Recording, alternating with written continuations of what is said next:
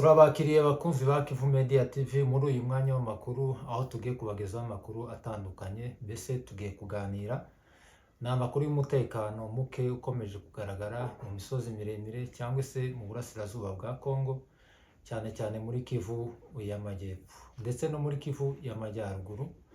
Ingingo turi buze kuganiraho nta zindi ni intambara imaze iminsi 3 yubuye hagati y'ingabo za leta ndetse n'umutwe wa Twirwaneho, ndetse n'ingabo ndetse n'intambara yongeye kubura muri plaine ya Ruzizi hagati y'ingabo za leta ya Kongo, abacancuro n'ingabo z'abarundi hamwe n'ingabo zo mu mutwe wa M23. Aya makuru nayo ku itariki 28 z'ukwa mbere 2029. Hari ushobora kumva ngo M23 batangiye kurwana hagati yabo n'abarundi muri plaine, bakumva ko wenda ari amakuru yatambutse. Ni amakuru ya none. Aya masaha turimo gukora ikiganiro ni mu masaha ya saa 11 z'umugoroba ku itariki 28 z'ukwa mbere 2026. Ubu ngubu urugamba rurimo mu duce dutandukanye turi buze kubabwira. Rero ingingo z'ingenzi zacu ni izo ngizo, ariko turareba muri axe zitandukanye. Hari axe ya haruguru mu bibira urenze imisozi uva Uvira, aho bita za Mitamba.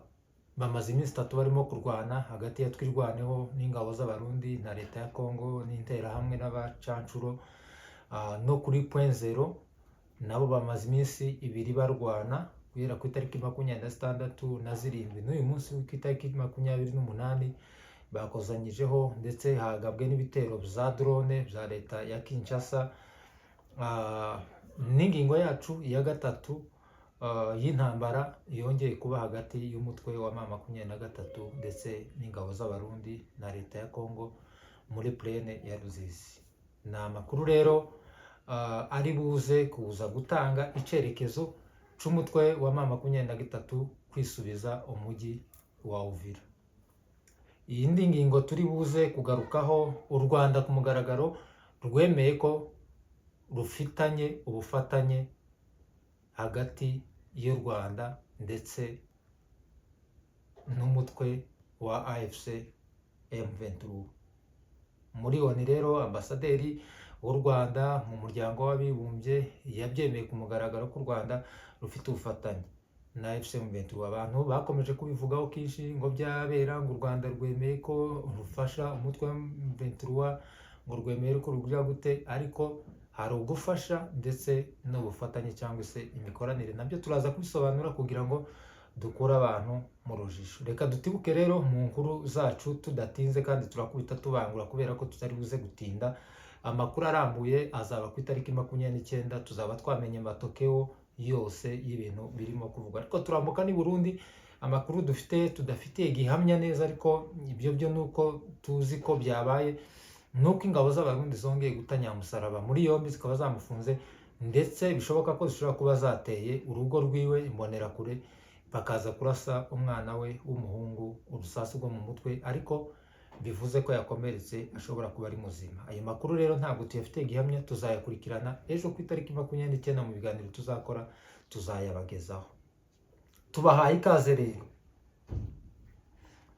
Nkuko twagiye tubabwira, nyuma yaho ingabo za M23 zivuye mu mujyi wa Uvira zigasubira inyuma aho ibirometero bigera muri 75, ibitero ntibyasigaye na gato, ntibyarekeye na gato hagati y'ingabo za leta, ariko cyane cyane bagaba ibitero ku banyamurenge batuye mu misozi y'Umurenge miremire muri Haut Plateau, cyangwa se ku ngabo za Twirwaneho zirwanirira kubaho kw'abaturage b'abakongomani bose, apana abavuga ururimi rw'ikinyarwanda gusa cyangwa se abanyamurenge, abaturage b'abakongomani bose barenganywa na leta ya Kongo. Ibyo bitero rero byaturukaga muri teritware ya Fizi bikazamuka muri iriya mihana cyangwa se muri iriya makartier y'Ababembe, aho bita za Mutambara, za Kanguri, bakazamuka bakarenga kuri Point Zero. Ariko tubibutsa yuko nyuma y'urugamba rukomeye cyane, operation Twirwaneho yakoze, iyo operation ishobora kuzigwa mu bitabo yateguwe n'umugaba mukuru w'ingabo za Twirwaneho General Sematama, turamusuhuje cyane kandi tumwifuriza kurama. Urwo rugamba rero yateguye rwashegeshe cyane ingabo za leta ya Kongo, bakaza kwirukana bagafata ibikoresho byinshi ndetse bakafata z'amateka nyinshi, bakaza kugwa n'ingabo za leta ya Kongo nyinshi ndetse n'ingabo z'abarundi zari zahaje. Amakuru dufite nuko hari ingabo zigize umutwe wa Hibu wa Special Force w'ingabo za leta ya Kongo zigera mu 1,500, ariko ingabo zose zari zihari. Amakuru twamenye n'abarundi n'abacancuro n'interahamwe n'abazarendo n'ingabo za leta za FARDC nuko bose bari bagera mu 4,000. Bakaza gukorerwa operation rero mu gicuku cy'umunsi umwe, bakabikorana bakabitsa mu migi y'Ababembe cyangwa se aho bita kwa Murima, bakamanuka Ibaraka. Iyo abantu bavuze kwa Murima rero, abantu bumva ko ari mu misozi ya ruguru imurenge, ariko kwa Murima, iyo ugeze kwa Murima uba ugeze Baraka cyangwa se Ifizi, hafi n'Ifizi, mbese ku muhanda kuri Tanganyika. Rero ibitero ntibyahagaze na gato by'ingabo z'abarundi, bakomeje kuzamuka. Ku itariki 26 rero nibwo bongeye kwambikana nyuma y'agahenge kari kamaze iminsi muri ya misozi miremire. No ku itariki 27 abana batwirwaneho bahita bamanukana. Amakuru twari dufite nuko bari babagejeje mu Mutambara ndetse n'Ikanguri, ndetse amakuru dufite nuko bashobora kuba mu bice bimwe na bimwe byo mu mihana y'Ababembe byika hasi, aho haja mu bibogobogo hashobora kuba harabaye tombe. Turimo kuyakurikirana neza kugira ngo tumenye aho bageze, ariko uyu munsi ku itariki 28 leta ya Kongo mu rwego rwo gushaka gushegesha itsinda rya Twirwaneho cyangwa se ingabo za Twirwaneho no gukomeza wa mugambi wabo kurimbura abanyamurenge, uyu munsi bohereje igitero ca drone. Ariko amakuru dufite neza nuko iyo drone baje kuyihanura, kuko tubikesha umuvugizi wa Twirwaneho. Ntabwo ari umuvugizi official, ariko niko ukunze kuvuga ibikorwa bya gisirikare mu itangazamakuru bya Twirwaneho, uwo bita Rugabo, Colonel Rugabo Fidel. Mu minsi yashize yaburiye ingabo z'abarundi ndetse na leta ya Kongo, babwira ko mu minsi isa ibikoresho byo guhanura indege. Ico gihe bari barashe indege ya kajugujugu yari ifitwe n'abacancuro b'Ababirigi, bagiye kurimbura abaturage, baza kuyirasa igwa muri Tanganyika. Ni mu kwezi kwashize kwa 12 byabaye. Yaje kuvuga ko Twirwaneho itari ya yindi ya kera, ubu ngubu bafite ibikoresho byo kurasa indege iyo ari yo yose ishobora gukrosinga hariya itwaje umugambi mubi wo kurimbura abaturage. Uyu munsi rero drone sinayo ya mbere barashe. Uyu munsi rero barashe drone yari yaje kuri point zero, ije kurimbura ndetse no gufata amakuru y'ubutasi ku ngabo za Twirwaneho zafashe hariya kuri point zero. Point zero yabaye point zero. Nagiye mbona ibinyamakuru byinshi bya Kinshasa birimo kuganira kuri point zero, bahashushanya amaudio menshi y'Ababembe barimo gusobanura point zero hariho ko ari mu ihuriro ry'imihanda cyangwa se ni muri rompo. Iyo mwumva point zero ni muri rompo, ni mu ihuriro ry'imihanda, umuhanda umwe umanuka za Mikenke nuva hasi Baraka, ndetse n'undi muhanda uja gwa intambi yose y'ikibira ija mu Minembwe. Mbese ni ukuvuga hahurira imihanda igera muri 3. Iyo niyo point zero rero. Kubera ko leta ya Kongo yari arashize ibirindiro bikomeye cyane, bikomeye bitapfa kunyeganyezwa n'umuntu wari wose, uretse amadubu ari hariya muri iriya misozi yatojwe neza, kandi abana b'imvukire bazi utuyira twose n'igiti yakwegamiraho kugira ngo ashegeshe izo ngabo za leta ya Kongo. Nta bandi bashobora hariya. Rero amakuru dufite nuko ingabo za Twirwaneho zamanuye abo bacancuro bose, izo ngabo zose z'abarundi babitsa aho bita Ikanguri ndetse no mu Mutambara barashabuka. Amakuru dufite nuko bagomba gukomeza bakabitsa Ibaraka, byaba ngombwa bagafata Baraka na Fizi. Nayo ngayo rero imisozi miremire. Uvira rero, nyuma yaho ingabo za M23 zivuye mu mujyi wa Uvira, ingabo z'abarundi zoherejwe na perezida w'u Burundi Neva zisutse mu mujyi wa Uvira nk'ibisanzwe. Ahubwo ntizigira isoni kubona ingabo zaratashe zihunze zigafunga umupaka. Ubwo M23 yari Uvira, babona M23 ivuye muri Uvira ku bushake, bakongera bakisukasuka. Ni nk'imbwebwe. Imbwebwe niyo uza wirukwankana, yarenga hirya nyuma y'iminota ingaho kongera ukabona yaje kukurunguruka. Rero abarundi urugamba bararutsinzwe, ta ntambara y'abarundi. Abarundi ubundi bavuga ko iyo baja ku rugamba ngo bajana ngo na za matera.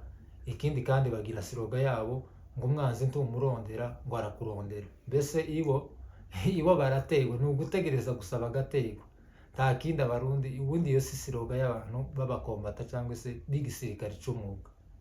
Ntabwo umwanzi akurondera, ahubwo wowe urondera umwanzi iyo ari, akaba ariyo ukamushegesha. Mu gihe siroga rero y'u Rwanda, y'ingabo z'u Rwanda, bo bavuga ko u Rwanda ni rutoya, nta mpamvu yo gutuma abanzi b'u Rwanda baza begera ku marembo yabo, nta mpamvu yo guhumurirwa n'umunuko w'abanzi b'u Rwanda. Babasanga iyo bari, akaba ariyo baja kubemereza, kuko bararinda begera amarembo y'u Rwanda, babuza abanyarwanda gusinzira juya nini babasanze iyo bari. Urumva ko rero izo siroga zombi nawe ugenda uzanarize wumva igisirikari c'umwuga. Bamwe ni abanyabwoba, barategereza kugeza umwanzi abateye iwabo. Abandi rero ibo baja gushaka umwanzi iyo bamenye ko bakusanyije amakuru y'ubutasi, iyo ari kwisuganyiriza ategura ibitero bihungabanya umutekano w'u Rwanda, bakamusangira iyo ngiyo, bakamukubitira iyo ngiyo. Rero murumva ibyo bisirikari bibiri aho bitandukaniye. Nyuma yaho rero AFC M23 ivuye mu mujyi wa Uvira, abarundi ati rero ba bagabo batwirukwankanye, badukubise, bahunze, reka dusubire i Uvira. Barongera bazamuka imisozi miremire banyuze kuri Kirungwa, ndetse haba intambara ikomeye hagati yabo n'abazarendo na Twirwaneho. Iza kuva kuri Kirungwa irazamuka ija aho bita mu Mitamba, ifungira mu Mitamba. Abarundi barahabasanga. Amakuru dufite nuko barwanye, bamaze iminsi 2 barwanira mu Mitamba. Twirwaneho iza kubasubiza inyuma. Ingabo z'abarundi zisa n'izibarushije imbaraga, ariko amakuru dufite uyu munsi ku itariki 28 nuko Twirwaneho yabonye ramforo ya Twirwaneho bandi baturutse mu bice byo ku Ndondo na za Rurambo, barangije bakubita umurundi karahava, bakaba bamwirukanye, bakaba bamukuye mu birindiro yari yigaruriye aho bita mu Mutamba ndetse na za Buhonde. Amakuru dufite nuko ingabo z'abarundi zirimo kwisuganya n'ingabo za FARDC aho bita Ngirengo mu Buhonde. Simpazi neza ku buryo nahatandukanya, ariko abantu bahazi mutandukanye mu Mitamba no mu Buhonde muze kubitubwira muri komenti. Ariko ibirindiro bya Twirwaneho n'ubundi byari bisanzwe biriho aho bita mu Mitamba, babisubiyemo kandi amadugu ahagaze neza. Mu matangazo yabo bagiye batanga bahumuriza abaturage nuko bababwiye ko bagomba gutuza, amarembo yose afunze neza kandi yugaye neza nta kibazo. Dutibuke rero muri Plaine. Nyuma yaho ingabo za M23 zivuye mu mujyi wa Uvira ku bushake mu rwego rwo kubahiriza amasezerano basinye Doha, ndetse n'amasezerano ya Washington cyangwa se Washington Accord hagati y'u Rwanda na leta ya Congo. Ariko hakaba hariho n'ubusabe bwa leta z'ubumwe za Amerika ku mutwe wa M23, basaba ko bagomba kuva mu mujyi wa Uvira. Barabyubahirije koko, bwa mbere barahava, leta ya Congo ntiyubahiriza ibyo yasabwaga, barongera bawusubiramo. Ejo bundi bawuvamo ku mugaragaro mu itangazo batanze ko bavuye ku mugaragaro. Hari ku itariki 15 z'ukwezi kwa mbere 2026 uyu mwaka turimo, ukwezi turimo. Amerika rero ikaba yarabasabye ko bagomba gusubira inyuma ibirometero 75. Barabyubahiriza. Bari bahamaze ibyumweru 2 cyangwa se icyumweru n'igice. Amakuru dufite uyu munsi ku itariki 28, nyuma yuko abarundi bari bafashe ikiruhuko, baratashe barasubiye iwabo, Neva ubwo ngubwo sinzi abantu bamushutse, arongera arisuganya koko aza gushomboroza intare aho zibyagiye. Reka si ukumukubita karahava. Amakuru dufite nuko mu ma 17h30 cyangwa se saa 11:30 uyu munsi ku itariki 28 z'ukwa mbere 2026 nuko barwaniye aho bita kuri Kiriba. M23 irabirukwankana ikabibagejeje Runingu, bukaba bwije ibagejeje aho bita Runingu, ariko nta barundi bateye. Amakuru mfite rero, amakuru mfite, murabizi ko kuri Kivu Media tuza dutanga amakuru y'ibihuha. Amakuru mfite nuko turimo gukora ikiganiro kuwa gatatu, ejo kuwa kane no kuwa gatanu muri iyi weekend tugiyemo, bitazabatangaza M23 bari mu mujyi wa Uvira bawigaruriye. Adiyo niyo makuru dufite kandi y'impamo. Mbese uku kwezi kwa mbere turaja kugera mu itariki 5 z'ukwezi kwa kabiri, ikirere cyarihindurije. ya marira abaturage barize, bya bintu abaturage basenyewe Uvira. Kandi aya marira ndatekereza ko abanyamurenge barize n'abandi baturage bose b'abakongomani yageze ijuru ryarayumvise, kandi na leta zunze ubumwe za Amerika nizo ziyoboye isi ndabizi ko babyumvise, kuko mu kiganiro Trump aherutse gukora yanenze cyane ubutegetsi bwa Congo, kandi avuga ko ibibera muri Congo babizi, aho leta y'Exegeti yananiwe gucunga umutekano w'abaturage, ahubwo aribo barimo gusenyera abaturage. Bivuze ko biriya bintu bakoze mu mujyi wa Uvira basenyera abanyamurenge, burya umuntu iyo aguteye iwawe akagusenya, agatema ibintu by'iwawe, ibindi agatwika, biba bivuze ko yakubuze. Iyo ahagusanze ni wowe wabikorera. Ni ukuvuga ngo bariya Wazalendo bayakutumba, iyo basanga abanyamurenge mu mujyi wa Uvira baba barabakoreye jenoside. Ariko kubera inararibonye za M23 ndetse n'amadubu twirwaneho, baburiye abaturage babwira ko bagomba kuva mu mujyi wa Uvira. Mwagiye mubona ubushize kubera ibyasoni bya leta ya Congo bagiye bareba abanyamurenge ingo zigera muri 3 zasigaye, bamwe barabakubita. Mwabonye umugabo w'umupasiteri bagiye bakubita ahangaha, bari banamushimuse. Undi mugabo w'umupasiteri nawe n'umuryango we babaha za mikoro ngo nibabwire abanyamurenge bose bagaruke ngo ni amahoro. Ariko biriya byari ibyo kwivuguruza ku bikorwa bibi, kugira ngo bereke amahanga, kandi kugira ngo basibanganye ibikorwa bibi bari bakoze.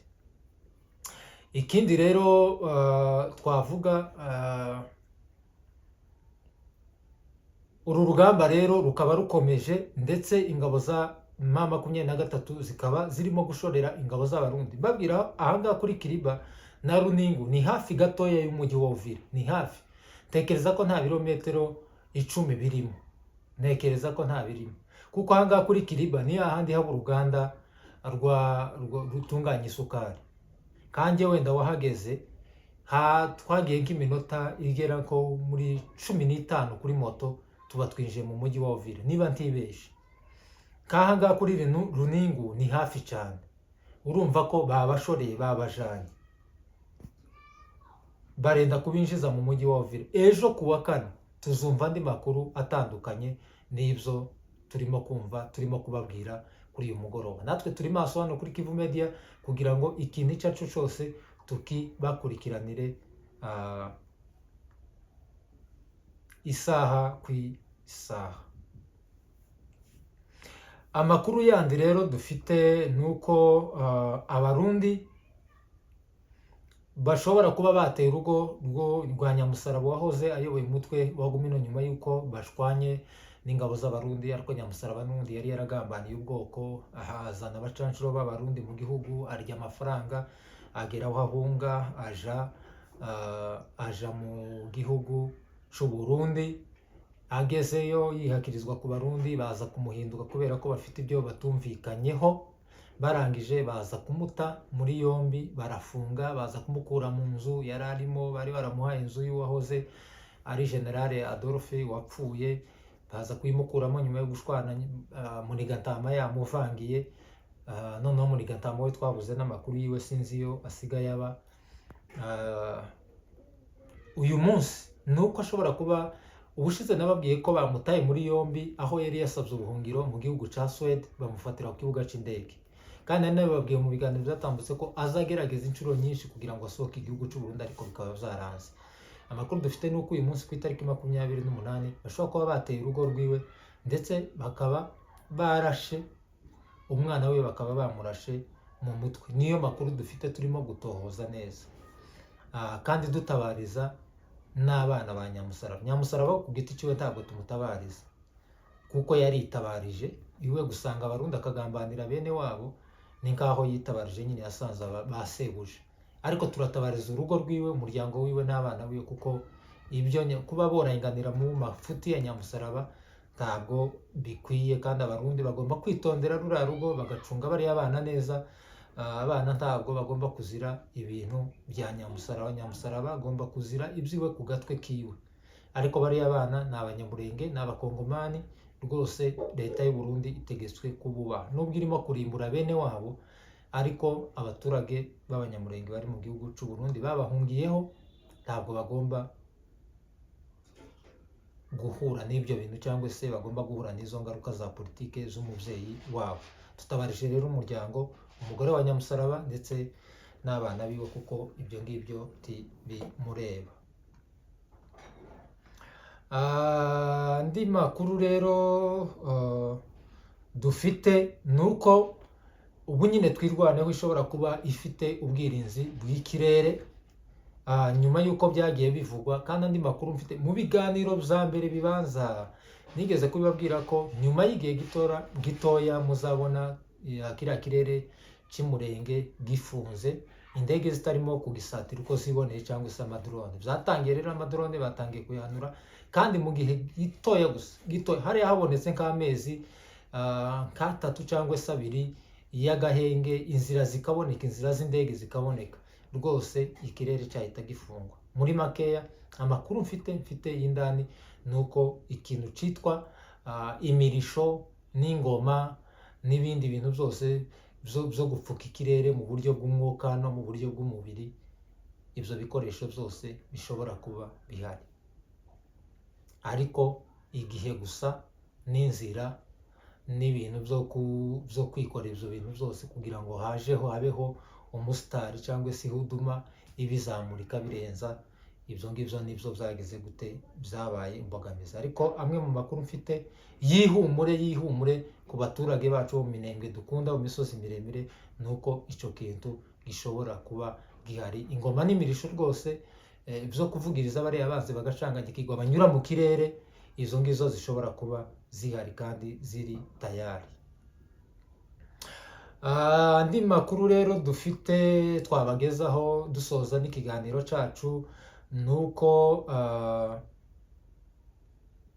drone iherutse kurasa ku itariki 27 z'ukwezi kwa mbere uyu mwaka turimo, ubwo n'ejo hashize, abaturage bo mu bice bya Masisi nabo tubatabariza cyane, baherutse guhura n'ibitero bya drone zivuye Ikisangani, haza guhungabana abaturage, ibintu byabo biraraswa, ndetse n'abaturage bamwe na bamwe baza kuhasiga ubuzima, abandi barakomereka. Ibyo tujuru ni ibitero bya leta ya Kongo igenda igaba ku baturage.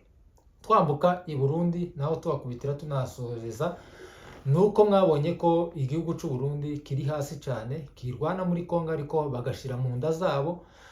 Kandi amakuru dufite nuko mu butegetsi bw'u Burundi batarimo kumvikana neza, perezida w'u Burundi atarimo kumvikana na bamwe bagize umugambwe wa CNDD-FDD. Ntabwo bakora ibintu bimeze kuriya by'amajenoside ngo baze kumvikana, ntabwo bikunda, bizabagaruka, iyi ntambara izabagaruka. Ariko amakuru dufite nuko ejo bundi hahiye isoko rimwe ry'u Burundi.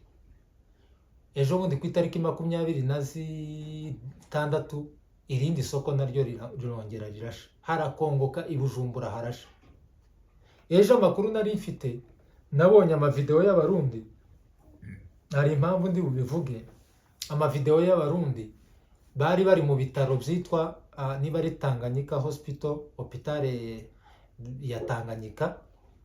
Abaturage bahunze ngo bumvise ngo kuri za moteri ngo na za skaneri ngo hari ibintu bituritse, bikanga iriya miriro n'ubundi irimo gutwika ibintu mu Burundi. Isoko ejo bundi amasoko abiri yarahiye yarakongoka, abaturage barahunga.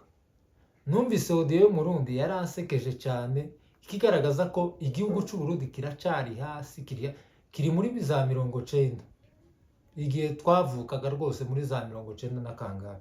Abarundi bo niho bakiri mu iterambere. Umurundi aravuga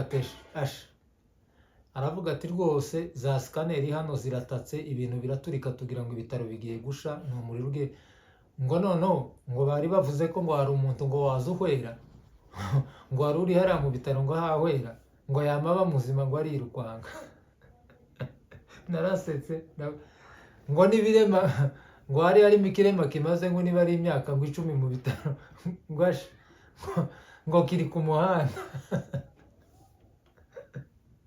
Yazavuga ikirema, bavuze ni ikimuga. Iyo audio ndayifite no ibumvise, ngo n'abantu ngo babazwe uyu munsi ngo bacomokoye ngo za serumu ngo bariruka ngo bose bari hanze, ngo burya ngo amagara ngo tuyabura ngo tukiyakeneye. Kandi koko ngo ndebe video mbona abantu bahetse ababo b'ibimuga bacomokoye amaserumu birukanse, ariko utuntu tubiri twasekeje ndaseka ndahwera. Mumbabarire abanyamurenge ntabwo turi mu bihe byo guseka, ariko n'ubundi akabi gasekwa nk'akeza, kandi ibi bihe turimo bibabaje n'ubundi n'abarundi bizabashikira ko biragenda. Hari amasinyi, hari ibimenyetso bigenda biza. Umugabo w'umurundi aravuze ati ikirema cari kimaze niba ari imyaka 15 ngo kirwa ikimuga kiri mu bitaro cyarananiwe guhaguruka ngo birukanse gutyo umuriro ukatse gutya abazima bose bagisanze ku muhanda cicaye. None arongera avuga ngo hari uwaza ahwera ngo mu bitaro nyine ni umurwayi waza uhwera, yirukanse gutya ngo yahise aba muzima, ubuzima buragaruka kubera ubwoba. Rero icyo nshatse kubivuga, ubundi Burundi buja gufunga umupaka ubahuza n'u Rwanda, perezida wabo yaravuze ngo reka tuwufunge, ngo buriya ngo abanyarwanda nabo ngo bazakumbura ngo agafi ko muri Tanganyika ngo nasambaza mume icyo ngo ni igihano ngo haye abanyarwanda, ngo abanyarwanda bazakumbura amafi. Uganda hari Victoria, abanyarwanda bagira Lake Kivu, no muri Kongo hariho Tanganyika, aho muri Tanzania hariho Tanganyika bazabagemura amafi. U Rwanda rufite ubushobozi bwo gukura amafi muri Amerika bakayasapurayinga igihugu, abaturage bose bakayafata ku rwego ruzima. None we karavuga ngo amafi ngo icyo ngo nico bafungiye umupaka ngo abanyarwanda ngo babanze bumve urwego rwa politike y'abarundi. Icya kabiri, isoko y'Ibujumbura, niyo mpamvu zanye aka kantu k'amakuru yo gusha Ibujumbura, kugira ngo mwumve Burundi cya gihugu citwa ngo kigiye kugarurira Kongo umutekano, nabo ubwabi byabo byarabananiye. Uburundi isoko yabo yigeze gusha Bujumbura, basabye ubutabazi mu Rwanda, u Rwanda rwohereza za kajugujugu zizimya umuriro. Aho ngira ngo ni nka 2011 niba atari 2016 barawuzimya pe, bigenda neza, ubwo butabazi barabubona.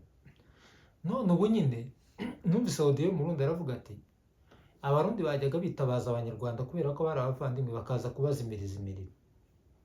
None umva cya gihugu perezida wabo ejo bundi yaza yigamba ngo ingabo zabo ngo muri Somalia ngo zitwara neza, ngo bizigeze ngo kubasezerera, ngo barangije ngo aravuga ati ntaco nimo bampenda bakeneye abasirikari banje, ngo mu gihe batangiye kwitegura ngo baze, ngo Somalia ngo iravuga ngo aya ngo tubabarira ingabo z'abarundi ngo zigume muri Somalia, ngo Somalia ngo nta mutekano ngo yabifite ngo Burundi ngo bwavuye.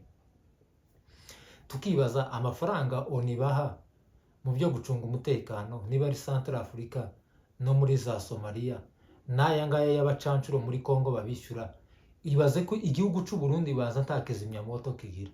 Ni ukuvuga ngo indege ihiye Burundi kugira ngo babone kizimyamoto yova muri Tanzania cyangwa ikava mu Rwanda, kandi u Rwanda ubu nyine ntayobobaho. Na Tanzania nawe numvise audio y'umurundi avuga ati Tanzania buriya ni igihugu c'indyarya, n'ibyo ngibyo byose by'amasoko arimo gusha, bashobora kwitabaza Tanzania ngo izibazimirize ntabwo yoza ikabajijisha. Mbese babayeho kubw'uburyarya. Mbese igihugu cyabagobokaga ni u Rwanda, rukohereza za kajugujugu hano na hariya, ni iminota 15. Iminota 15 kuzimya umuriro uri bufate isaha n'igice utwika, urumva ko byanga byakunda hari ikintu ubuzimije. Niba babahamagaye iminota 15 ahantu hari gusha, mukagenda 15 mukazimya ibintu byari bufate indi minota 50 biri gusha, urumva ko hari ibintu byinshi muba mutabaye. Ariko abarundi icyo ngicyo ntabwo bagitekereza, bafunze imipaka, mbese n'ubutwererane byose na collaboration n'igihugu, ibintu bya diplomasi byose byarahagaze. Murumva rero igihugu cy'u Burundi urwego kiriho. Rero abarundi rero bamaze iminsi amasoko yabo arimo gusha, tuzi ikintu kirimo gutwika amasoko y'u Burundi. Tuja ku ngingo yacu ya nyuma rero dusoza ikiganiro, twababwiye ko u Rwanda ku mugaragaro rwemeye ko rufite imikoranire n'umutwe w'M23. Abantu bamasara ngo u Rwanda ngo rwemeye ku mugaragaro ko ngo rufashe umutwe wa M23 ngo nazatwirwaneho zose ngo nibo babishigikiye ngo niki ibintu nk'ibyo. Ariko nk'uko Nanga yabisobanuye mu minsi yashize, yabwiye umunyamakuru ku itariki 27 yabwiye umunyamakuru aravuga ngo utandukanye lemo collaboration na soutenir. Collaboration ni imikoranire, soutenir ni ubufasha. Aravuga ati uriya ambasaderi w'u Rwanda muri ONU ntabwo yavuze ko basutenir M23 cyangwa se twirwana n'indi mitwe nyine iriya irwana muri Congo, yavuze ko bafitanye collaboration. Kandi Nanga nawe arabyemera avuga ati iyo collaboration koko irahari. Turimo kurwana na FDLR muri Congo. Ni ukuvuga ngo FDLR dushobora kuzibuza gutera igihugu cy'u Rwanda kubera ko u Rwanda ni abaturanyi ba M23 muri zone yafashe. Icyo ni ikintu cya kabiri. Yavuze ko ba FDLR dufata batubwira ko bifuza gutaha, tukavugana n'igihugu cy'u Rwanda, u Rwanda rukavuga ati nimubazane batahuke iwabo. Aho nta mwanzi ushobora guca mu Rwanda ngo atere M23. Nanga arasobanura avuga ati uretse na M23 ntabwo ariyo dukorabora yonyine, na Uganda dufite umupaka uduhuza n'igihugu cy'u Rwanda. Rusizi ya mbere, Rusizi ya kabiri hari Akamanyura, aho na Ntuza na hano Ntuza Cyangugu ndetse na Bugarama. Iyo yonyine ne collaboration. Arangije aravuga ati dufite barriere ya Petit Barriere na Grand Barriere hano Gisenyi. Iyo ni collaboration. Hari ibicuruzwa byambukiranya imipaka, abaturage bambukiranya imipaka barahahirana, abaza gusura mu Rwanda, baza kuba mu Rwanda bagira gutabaje kuba Goma, Bukavu na Congo. Iyo ni collaboration. Kimwe n'igihugu cya Uganda dufitanye umupaka Gatuna n'ikindi niba yaravuze iki undi mupaka uba hirya iriya muri za, niba ari mu Bahema, niba ari muri za Ituri, niba ari za bahuza n'igihugu cy'u Rwanda mu mazone M23 ifite. Ati yo nayo ni collaboration, ta collaboration irenze iyo ngiyi. Ibindi abantu baza kuvuga ngo soutenir, aravuga ati se ni ryari wa munyamakuru we nawe nkubajije muri dictionnaire wasanze lemo soutenir na collaboration bifite definition imwe? Avuga ko ari différent. Ni muri ubwo buryo rero ambasaderi w'u Rwanda yabivuzemo, madamu ambasaderi w'u Rwanda yabivuzemo, uhagarariye u Rwanda ngira ngo ni muri ONU, sintekereza ko ari muri Amerika niba ntibeshe, kandi niba nibeshe ari uhagarariye u Rwanda muri Amerika nabwo mwatubwira. Rero ni muri ubwo buryo Nanga yabisobanuye, kandi koko niko biri ni collaboration. Kandi u Rwanda rukorabora na M23 bigaragara kubera ko ibice M23 ifite Sud na Nord byose bikora ku gihugu cy'u Rwanda kandi imipaka irafunguye. Kimwe nuko M23 ikorabora na Kenya, kubera ko Kenya niyo yohereje umurepresentant wayo waje hariya mu mujyi wa Goma uhagarariye in behalf y'igihugu cya Kenya, ni ambasaderi, nikako nabivuga. Aho bafite uburyo barimo gutangira gukoraborana n'ibindi bihugu. Narabibabwiye ibihugu byo muri Aziya, ibihugu byo muri Aziya n'ibindi byo muri Afrika muzabona muri iyi minsi biza gukorabora na n'igihugu caki n'iyi zone cyangwa se amateritware ayoboye na AFC M23 ndetse na twirwaneho. Ngayo rero nuko nayo makuru yacu twari tubafite kuri uyu mugoroba. Dufite amakuru menshi twari kwirwanga tukikubitira muri Israel, Amerika na Iran. Intambara irimo gututumba ishobora kubyaramo intambara ikomeye cyane itegwamo ibisasu bya kirimbuzi. Twabanyarukira mu Burusiya tukababwira intambara aho igeze, Uburusiya na Ukraine aho bigeze byose, ndetse na diplomasi iri ku isi uko ibintu byifashe, haba mu bukungu, haba mu buryo bwa politiki, haba mu buryo bw'amakonfuri y'intambara, byose twozenguruka tukabigeramo. Ariko si ngombwa kuja muri ibyo ngibyo byose, reka tuza tubanza duhinire mu by'iwacu, kuko n'iby'iwacu ntabwo bitworohera. Tukaba dutabariza abanyamurenge bari mu misozi miremire barimo kwicwa bazira uko bavutse, ndetse n'abanyamasisi bari muri Nord barimo kwicwa bazira uko bavutse. Turashimira abaturage bose bakomeje kuguma mu gihugu baremeshejwe n'umugaba mukuru w'ingabo zatwirwaneho General Sematama Charles. Turagukunda cyane kandi tukuri inyuma. Imitima yacu no kwemera kwacu duhora tugusengera. Murakoze cyane, Imana ibahe umugisha. Turi kumwe. Ciao ciao.